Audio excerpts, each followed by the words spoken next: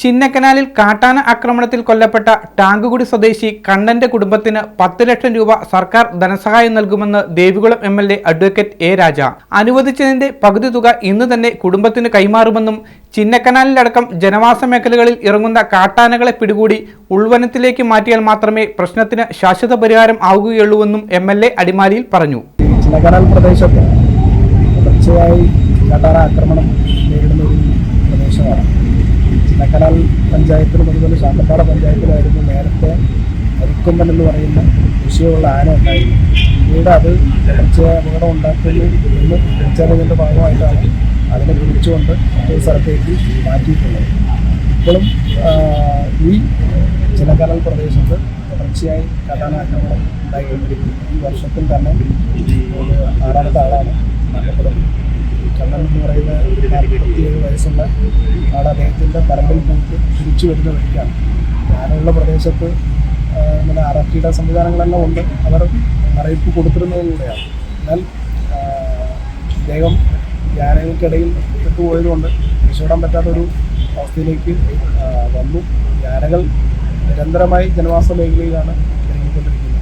ജനവാസ മേഖലയിൽ നിന്ന് ഇതിനെ കാട്ടിലേക്ക് തുരത്തിവിടണം. കാട്ടിലേക്ക് തുരത്തിവിടണം എന്ന് പറയുമ്പോഴും ചിന്നക്കനാൽ മേഖലയ്ക്ക് കാടോടാണ് ചേർന്ന് കിടക്കുന്നത്. അപ്പോൾ ഒരു പരിധി വരെ മാത്രമേ നമുക്ക് തടഞ്ഞു നിർത്താൻ കഴിയുള്ളൂ. ഇതിൻ്റെ കുടുംബത്തെ സേവനം നമുക്ക് സ്റ്റോർ ചെയ്യാനുള്ള ലക്ഷം രൂപ അവരുടെ ലക്ഷം രൂപ ഇന്ന് തന്നെ ശേഷം അത് ബാക്കി തുക നിരന്തരമായി ബാക്കി അവകാശം കൊടുക്കുന്നതാണ്. Al-Azhar Group of Institutions, 16 institutions, offering 56 plus programs, serving 7,000 plus students. Al-Azhar, the most versatile campus in South India since 2002.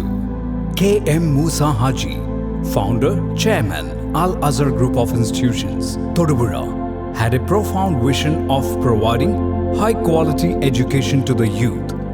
He wished to elevate the underprivileged and minority communities of the Idukki district by offering exceptional educational facilities. Located in the greenest city of Kerala, Al-Azhar offers an adorable environment for learning with 127 acres extensive campus, molding generations from kindergarten to masters. Public school, College of Arts and Science, College of Paramedical Science, Training College, Teacher Training Institute, College of Engineering and Technology, Polytechnic College, Law College, College of Pharmacy, College of Nursing, College of Allied Health Sciences, School of Nursing, Dental College, and Al-Azhar Medical College and Super Specialty Hospital. Well-developed infrastructure, separate hostel for boys and girls, transportation facilities to major cities and towns nearby, advanced technologies, and expert faculty team, maintaining quality and contributing success, shining light, smiling bright. Al-Azhar Group of Institutions, Thodupuzha.